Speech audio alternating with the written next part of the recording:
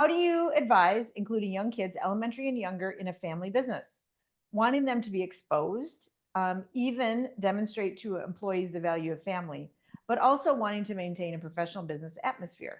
And this person's thinking about how to apply the three tables to this. That's so fun. Okay. Couple things. Um, I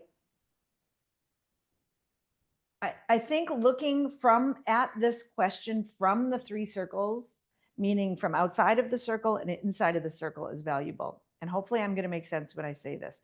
So, if you think just about the family circle, what is your approach to teaching young kids, again, elementary and younger for this situation, but could be teenagers or even people in their 20s? What is your in the family circle approach to teaching kids about what work looks like? Now, if you didn't own the business, what would be your approach to thinking about how you're showing your kids what work looks like? Um, that's one. So start with that question. Then in the business, what's your approach to kids in general, right? Like anybody's kids and their exposure to the business. And then as owners, what is your approach to teaching a next generation what it means to be an owner? So just separating it that way can be helpful. So I love that you added the three circles because that's the perfect way to go at this. And then where are the common threads? That's probably the approach to take.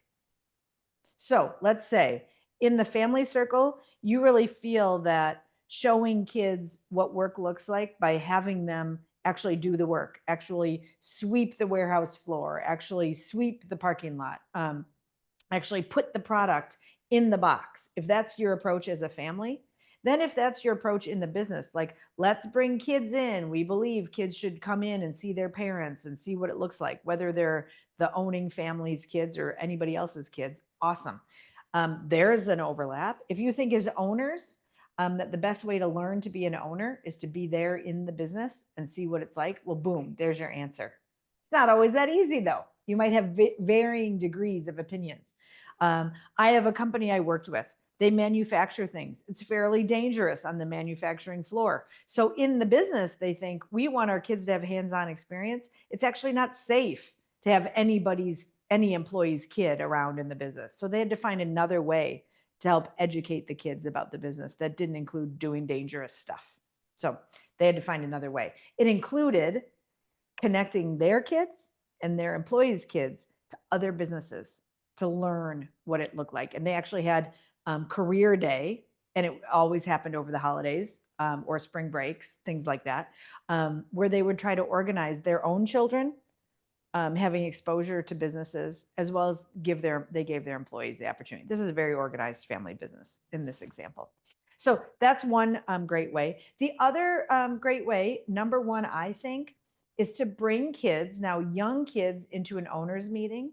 It's going to be very simplified concepts of what does it mean to be an owner or be a steward of this family business legacy.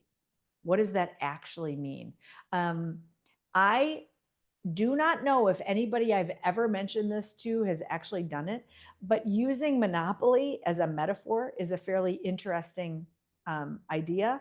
But nobody's ever done it. I've only said this would be a fun idea. Use Monopoly or the game of life as a conversation piece around your particular family business. There's probably other board games out there. Those are just the two I'm familiar with.